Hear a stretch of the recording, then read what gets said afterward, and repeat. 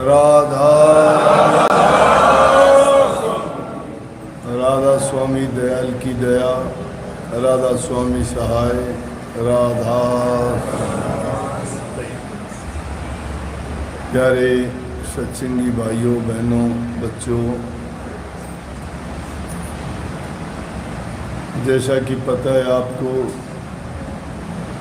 साल के इन दिनों में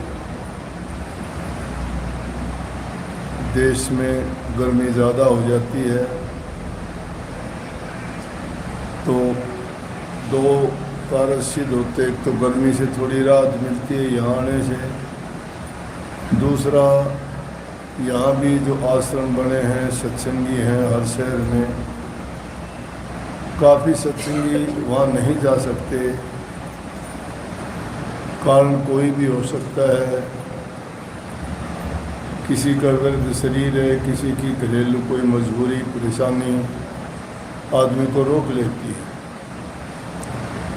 तो उनके लिए सहूलियत ये हो जाती है, मैं यहाँ आ जाता हूँ तो आसानी से यहाँ आके वो दर्शन और सत्संग लाभ उठा लेते हैं। यहाँ 10-12 दिन का कार्यक्रम रहता है,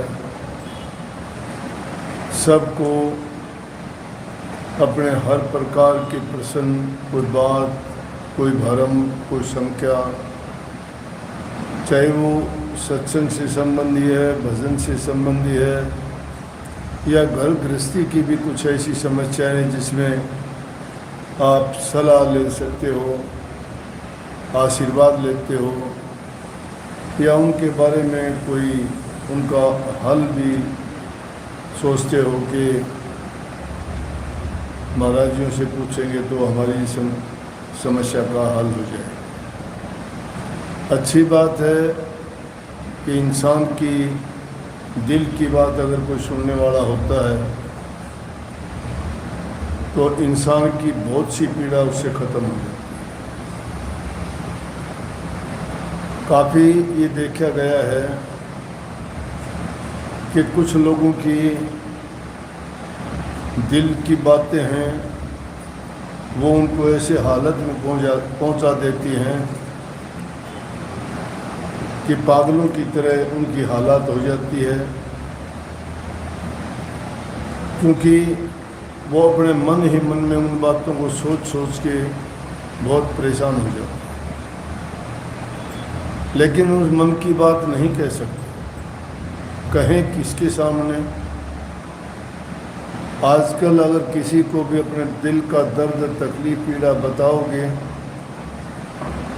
वो ज़रूर सुन लेगा, लेकिन दूर जाके आपका मजाक बनाएगा, हंसी उड़ाएगा। हालात ये है कि लोग अपने दुख से दुखी नहीं, दूसरे को दुखी देख के सुख पाते हैं, दूसरे को दुखी देख के वो उनका दुख बंटवाते नहीं, बल्कि उस दुख में और ज़्यादा दुख हो। सतगुरु एक ऐसी जगह है जहाँ सतगुरु के चरणों में बैठ के आप अपने दिल की पीड़ा, अपनी तकलीफ़ और दर्द कह देते हो। आधा काम तो आपका उसी में आपको बड़ा उससे चैन मिलता है, दिल से वज़न हट जाता है और आप रिलीफ महसूस करते हो कि हाँ, मेरी आधी पीड़ा ख़त्म हो। और कुछ कहने के बाद जो बात बताई जाती है, उन बातों को सोच के आप सोचते हो कि मेरी बातों का यही हल था, और महाराजियों ने जो बताई है वो बात सत्य होगी और मेरे सारे कष्ट दूर हो जाएंगे, और उनको आशीर्वाद भी मिले। तो ये एक ऐसा अवसर है, हर जीव आमने सामने अपनी बातें कह सकता है, बोल सकता है। नहीं तो काफ़ी जगह तो ऐसी है, या वहाँ भी जाओगे भीड़ इतनी ज़्यादा होती है, ना आपको मिलने का टाइम मिल सकता है। टाइम मिल भी जाए तो क्या मिलेगा, आप मन की बात कह नहीं पाओगे। क्यों? सब लोगों के सामने कह नहीं सकते, अकेले के लिए मेरे लिए भी मुश्किल होता है, आपके लिए भी मुश्किल होता है। लेकिन यहाँ ये समय जो होता है, मैं ज़्यादा टाइम इसी बात के लिए देता हूँ कि वो अपनी व्यक्तिगत बातें, पारिवारिक बातें, भक्ति की बातें, ध्यान अभ्यास की बातें, जो भी जैसी क्यों है ऐसा मैं क्यों सोचता हूँ कि जब तक इंसान के दिल में कोई पीड़ा है या उसको घरेलू परेशानी है या उसको कोई व्यावसायिक तकलीफ है, तो वो इंसान कैसे भक्ति की या दूसरी बातें सोच सकता है। उसको पहले चाहिए कि उसके मन में चैन हो, सुख हो, और सुखी मन जिसका होता है वही आदमी अच्छी बातें सोच सकता है। तो व्यक्तिगत बातें जब इंसान करता है तो अपने दिल के दर्द और तकलीफ दूर होने के बाद वो अच्छा बर्ताव व्यवहार करता है, उसकी संख्या का समाधान हो जाता है, घरों में परिवार में वो ठीक ढंग से बात करता है, सबसे हंस बोल के अपना समय गुजारता है, शांति मिलती है। लेकिन जिन घरों में आप देखोगे कि कोई किसी को बुरी आदत हो जाती है, आजकल चला हुआ है, या आपसी कोई उनका झगड़ा तकरार हो जाती है, क्योंकि जहाँ भी इंसान होते हैं, परिवार में हो, समाज में हो, उनका टकराव किसी न किसी रूप में हो जाता है। आम कहावत है ना कि बर्तन होंगे तो खड़केंगे, कहते हैं ना कि तो घरों में भी ऐसी बातें हो जाती हैं। तो पहली चीज़ है कि इंसान को खुद के दिल में चैन और शांति है। अब खुद के दिल में चैन और शांति नहीं, मैं इसको भक्ति से जोड़ता हूँ। अभी इसमें कही थी ना कि वो हंसा भाई हो जाए न शब्द दीवाना, नाम दीवाना, नाम दीवाना हो जाए। नाम दीवाना कैसे हो जाएगा? एक इंसान भूखा है, और उस भूखे इंसान से आप कहोगे कि आप वेद मंत्रों का उच्चारण करो, ध्यान करो, अभ्यास करो, सत्संग में आओ, भक्ति करो, कैसे कर लेगा? दुखी मन वाला आदमी कैसे कर लेगा? पेट में 2 रोटी नहीं है, कबीर साहब कहते हैं पेट में पई रोटियां सारी गल्ला खोटी। वो नाम दीवाना, गुरु दीवाना, भक्ति दीवाना, सेवा दीवाना, प्रेम दीवाना तो जब होगा ना जब उसके मन में चाहिए। अपने घरों में ये बात देखते हो, जिनको ये शांति नहीं है और घरों में कोई परेशानी खड़ी हो जाती है, तो उनके दिमाग में वही चीज़ घूमती रहती है, वह है दीवानगी। लेकिन वो दीवानगी परेशानी की है, वो तकलीफ और पीड़ा की है, और वो फिर हमारी बुद्धि को अपना ग्रास बढ़ा लेती, आदमी में सोचने शक्ति खत्म हो जाती है। क्योंकि क्या सोचेगा वो? सुखी मन से इंसान होगा जो सोचेगा बहुत कुछ सोच लेगा, क्योंकि वो हंस बोल के काम करेगा तो सही काम करेगा, सही टाइम पे करेगा, और उसमें उसको सफलता भी मिलेगी।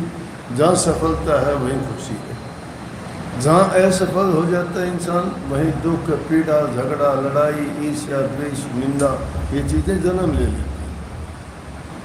तो पहली चीज़ है कि इंसान का खुद का जीवन अच्छा हो, उसके मन में शांति हो, बोली में मधुरता हो, सामाजिक दायित्वों के प्रति उदासीन नहीं बल्कि सतर्क हो कि पिता के रूप में उसका क्या कर्तव्य है, भाई के रूप में क्या कर्तव्य है, घर के मुखिया के रूप में क्या कर्तव्य है।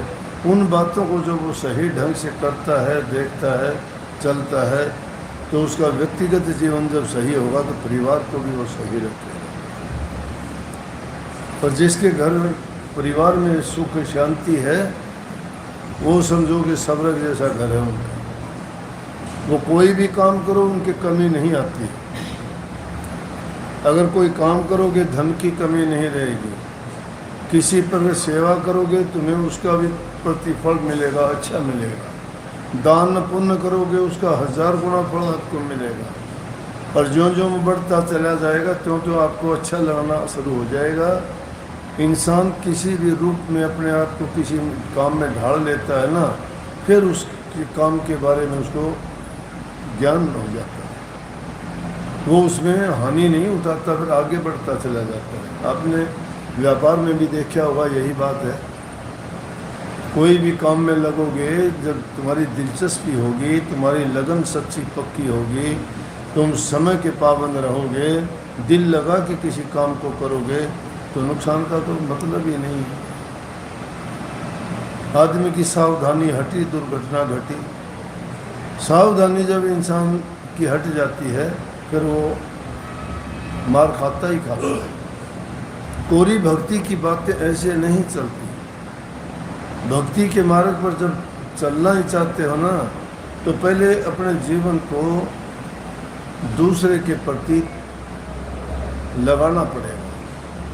उनको अच्छा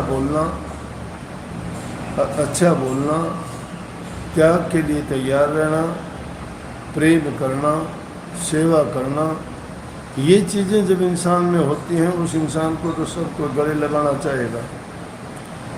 और जो इंसान किसी की निंदा करता है, बुराई करता है, किसी से मिल के नहीं चलना चाहता, जबान में रूखापन है, मीठापन नहीं है, उसको कौन बोलेगा? कौवे को देख के कोई खुश होता है क्या? कौवा भी दिखाई देता है, लोग नफरत करते हैं, लेकिन कोयल भी उसी रंग की है, बोलती वो भी है कोयल भी। कौवा तो काँव काँव करता है, बुरा लगता है, लेकिन कोयल क्या बोलती है? कोयल क्या बोलती है? कितनी अच्छी बोलती है। जब कोयल बोलती है तो सबको अच्छी लगती है। कबीर साहब ने कहा है कि कागा किसका धन है, कोयल किसको दे, जी बढ़िया के कारण युग अपना करता। काग किसी का कुछ चिंता नहीं है, कोयल किसी को कुछ दे के नहीं जाती है, लेकिन इस जीव के मिठास के कारण वो उसको अपना बना देती है। ये व्यवहारिक बातें हैं, इंसान में होनी चाहिए। जब ये बातें उनमें हैं, उसमें अच्छी सामाजिकता, व्यवहारिकता और प्रेम होता है। इस बात को और भी अच्छी तरह से खोल के बताऊं। बीरबल और राजा अकबर बैठे हुए थे। बीरबल बड़ा ज्ञानी और बहुत ही सुलझा हुआ, एक बहुत तीक्ष्ण बुद्धि का व्यक्ति था। अकबर के 9 रत्नों में शामिल थे। 9 रत्न क्या थे कि वो अपने अपने क्षेत्र में उन जैसा बुद्धिमान कोई नहीं था। तो बीरबल भी इसी प्रकार से बहुत बुद्धिमान था। भोजन आया, भोजन जीमने लगे, उनकी बड़ी इज्जत की। राजा की तो होनी ही थी, बीरबल की, दूसरे लोग भी और भी बैठे थे, मंत्री लोग। तो राजा अकबर खाना खाने के बाद उसका आनंद लेके कहने लगे बीरबल कि देखो इसमें भोजन में कितना स्वाद था, कितना अच्छा था। बीरबल बोला जी भोजन में स्वाद नहीं था। बोले तो मेरे ये स्वाद तो बनाने वाले के बोलने वालों का था। कहने लगे हमेशा तो ऐसी उल्टी सीधी बात करता है। जब भोजन हमने चखा है, इसमें आनंद नहीं आया, स्वाद नहीं आया। बोले जी भोजन में स्वाद नहीं आया। बोले अच्छा सिद्ध करके देखा। बोले सिद्ध करके दिखाऊंगा। किसी दिन टाइम गुजर गया, काफ़ी दिन के बाद याद रखता था, तीक्ष्ण बुद्धि था, भूलता नहीं था बात को। एक दिन कहने लगा हाथ जोड़ के राजा के सामने के बादशाह सलामत, मेरे घर आज शरण रखो। घरवाली ने भी बोला पूरा परिवार का निमंत्रण है। बोले कि आप राजा के दरबार में 9 रत्नों में शामिल हो, कभी राजा को भी बुला लिया कर अपने घर। बादशाह को भोजन पे खाने के लिए बुलाओ। बीरबल ब्राह्मण था, वो मुसलमान। ब्राह्मण तो सब चीज़ों को अपरहेज करते, और वो सब अड़ंग बड़ंग जो भी होता सबको कर। बड़ा खुश हुआ, बोला भाई जरूर अवश्य चलेंगे। भोजन तैयार किया गया। एक दिन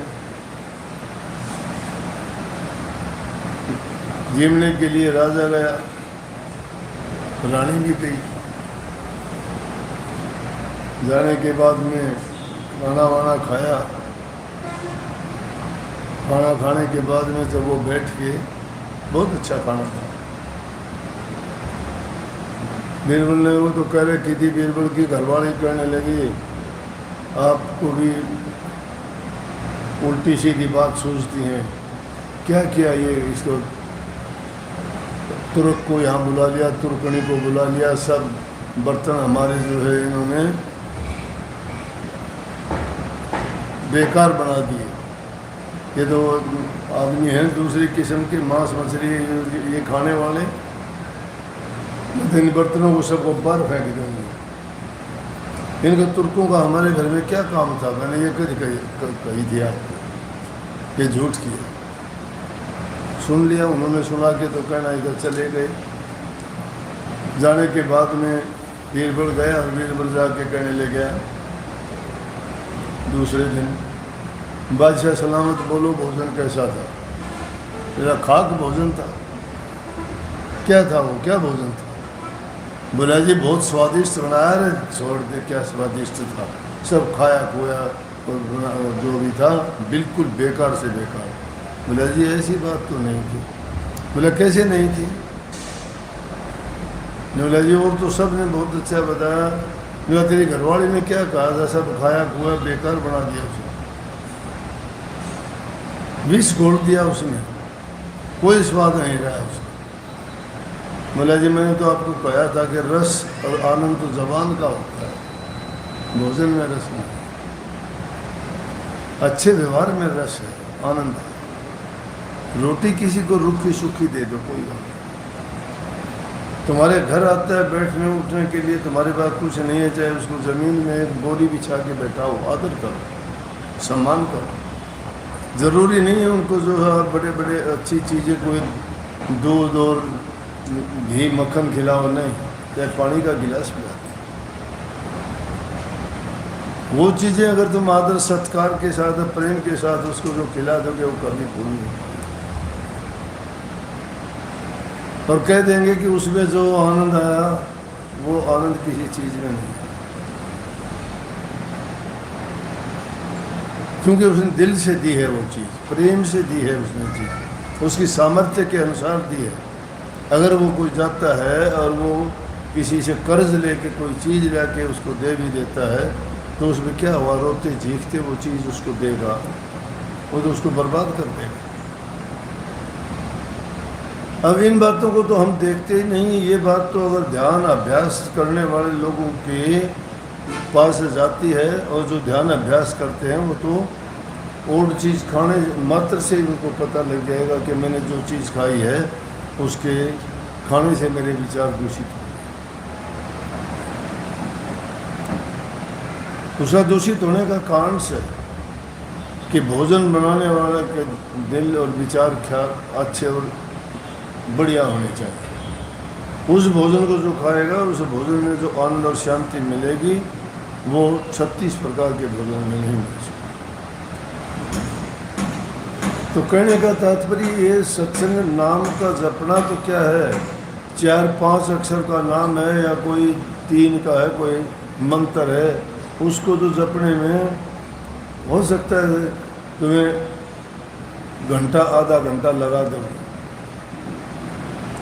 उसका फल जो तुम्हें मिलेगा उससे ज़्यादा तो ये है कि अपने जीवन में उन चीज़ों को पहले लागू कर लोगे तो भजन में मन लगेगा आपका, और उस सच्चे मन से तो एक बार भी अगर उस नाम का उच्चारण करोगे ना, तो भी तुम्हारा काम पूरा हो जाएगा। और नाम में तो शक्ति ताकत है। नाम को उसे क्यों कहा कि हंसा भाई, हंस कौन है? ये हमारा जीव है। हंस क्यों बोलते हैं इसको कि हंस किसी को तकलीफ नहीं देता। तो हमारे मन के अंदर जो चीज़ है जिसके कारण ये शरीर चलता उठता बैठता है, वो शक्ति का नाम क्या है? वो रूह है, आत्मा है, जीव है, और उसी को हंस कहते हैं। लेकिन उसको हंस रूप बनाना पड़ता है। उसकी हालत भी ये है कि वो जैसों का संग करता है वैसा ही बन जाता है। ये मन अगर शराबियों में बैठेगा तो शराबी बना देगा, जुआ खेलने वालों में बैठेगा तो जुआ खेलने वाला बना देगा, भक्तों में बैठेगा तो भगत बना देगा, खिलाड़ियों में बैठोगे तो खिलाड़ी बना देगा, साधु महात्माओं में बैठोगे तो साधु महात्माओं का रूप हो जाओगे।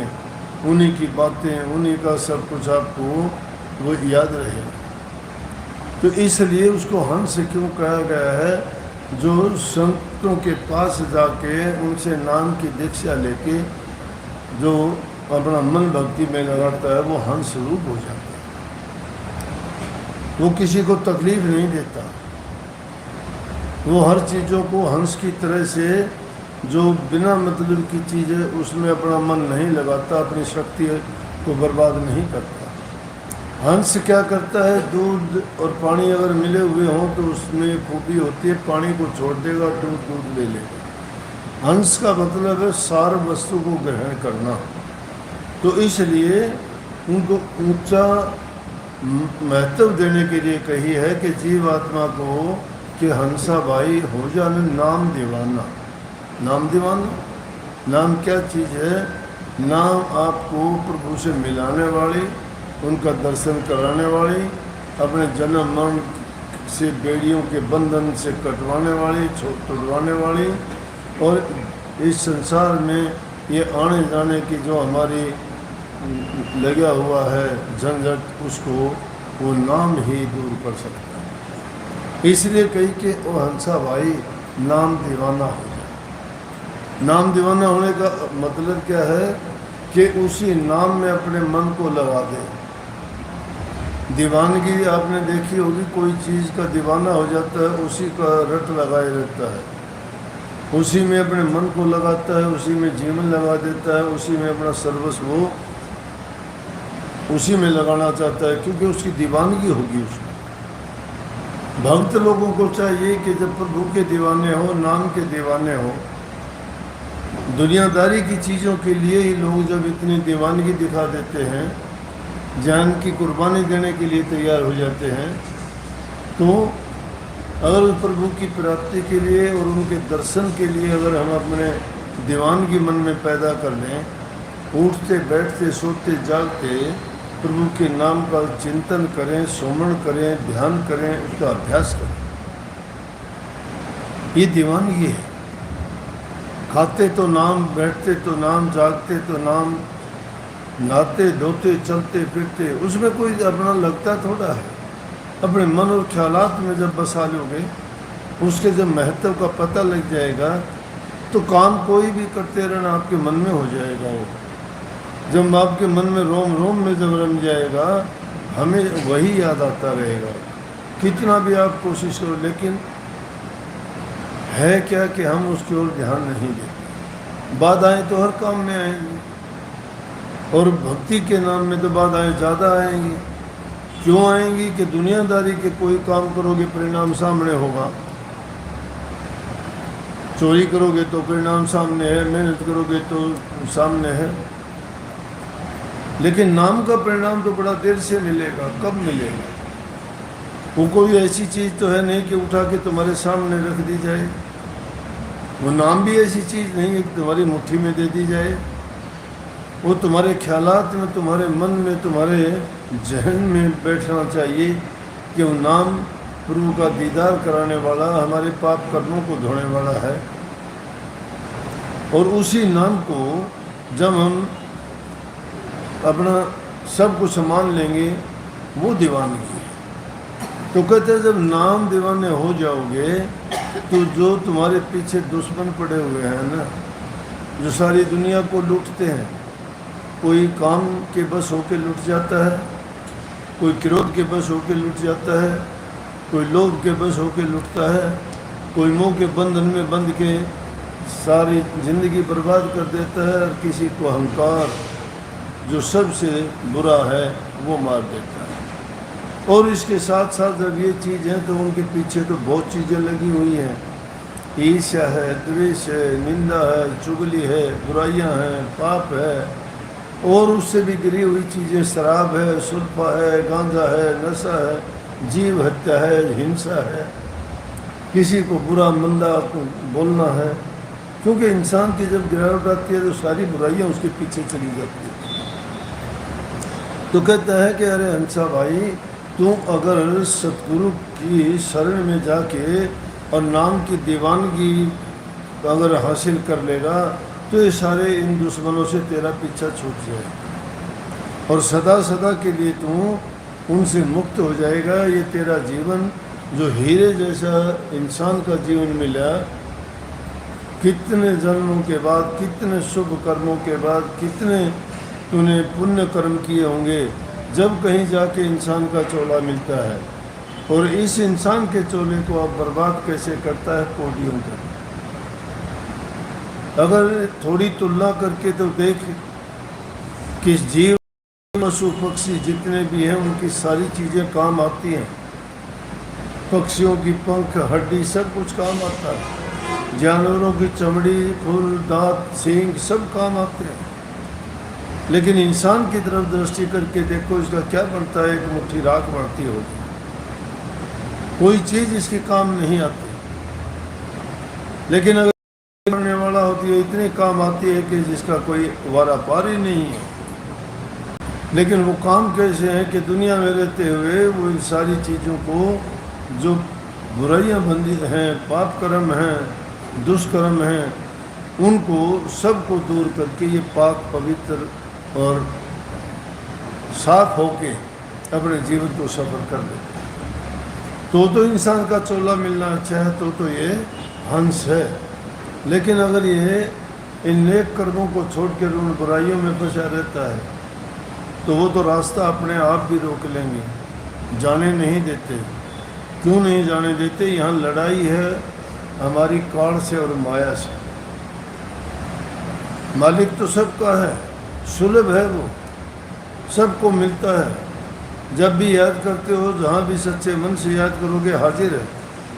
लेकिन ये तो हो नहीं सकता कि सुख के समय तो कभी याद नहीं करते, दुख के समय उसको पुकार करते हो तो उनको पता है कि पुकार झूठी है। नहीं तो जिन्होंने सच्ची पुकार की है उनके लोगों के गीत गाते हो कि देखो उसने याद किया तो वहाँ पहुँच के आपने मदद करी, किसी के आपने कितने काम संवारे, किसी के तुम आपने भात भर दिए, किसी का कोट दूर कर दिया, किसी की यज्ञ पूरी करवाई। कितने का भक्तों के जिन्होंने सच्चे मन से याद किया तभी हाजिर हो गया। लेकिन ये तो हो नहीं सकता कि आदमी दुख के समय तो पुकार कर ले और जब सुखी हो तो उसको परवाह नहीं है, खुद ही खुदा बन जाए। नहीं, अगर उसे मालिक की रज़ा और उसकी मौज और उसके आशीर्वाद को पाना चाहते हो ना, तो हमेशा ही सुख के समय भी, दुख के समय भी, सुख हो तो भी इंसान को अहंकार नहीं करना चाहिए, भूलना नहीं चाहिए। दुआ किया करो कि मालिक सब आपका दिया हुआ है और आपकी कृपा के सहारे मैं जिंदा हूँ।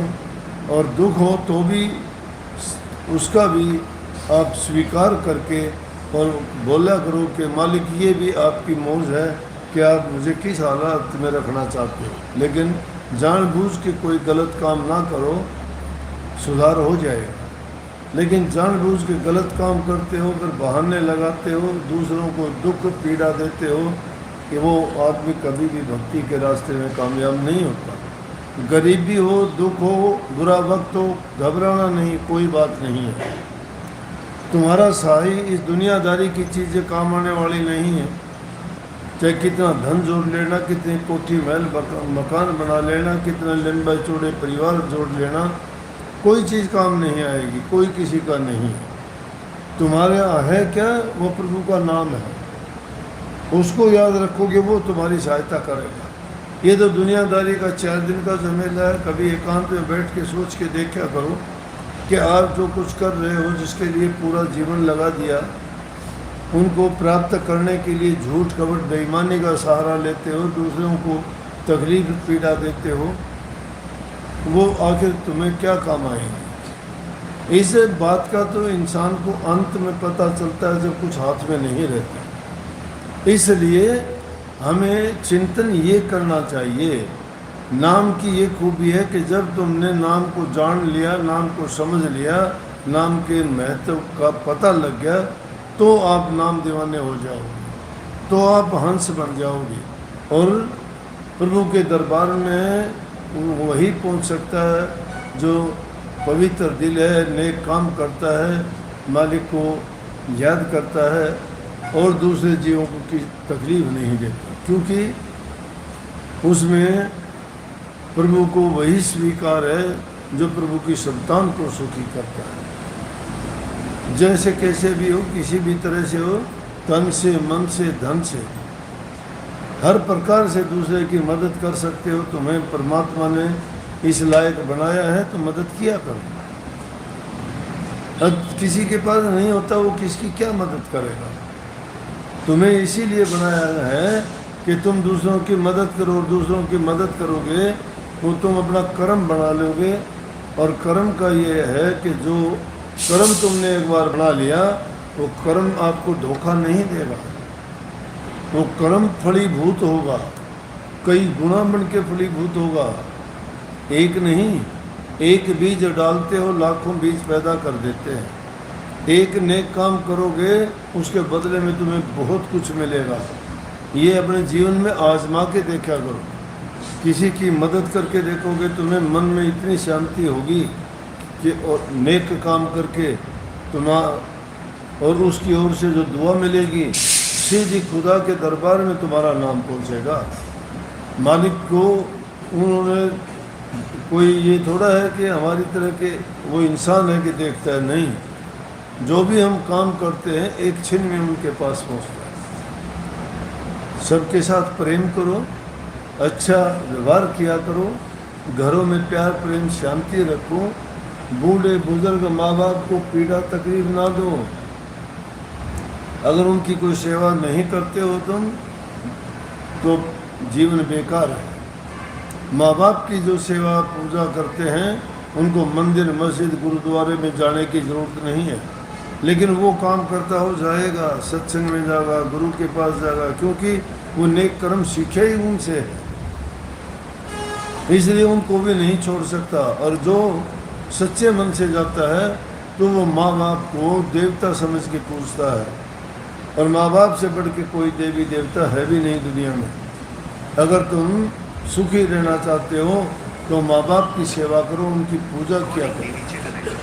चाहे बेशक सत्संग में ना जाओ, बेशक मंदिर में ना जाओ, बेशक व्रत ना किया करो, हाँ, अगर उनको खुश करोगे और वो खुश होकर तुम्हें आशीर्वाद देंगे, वो आशीर्वाद फलीभूत होगा।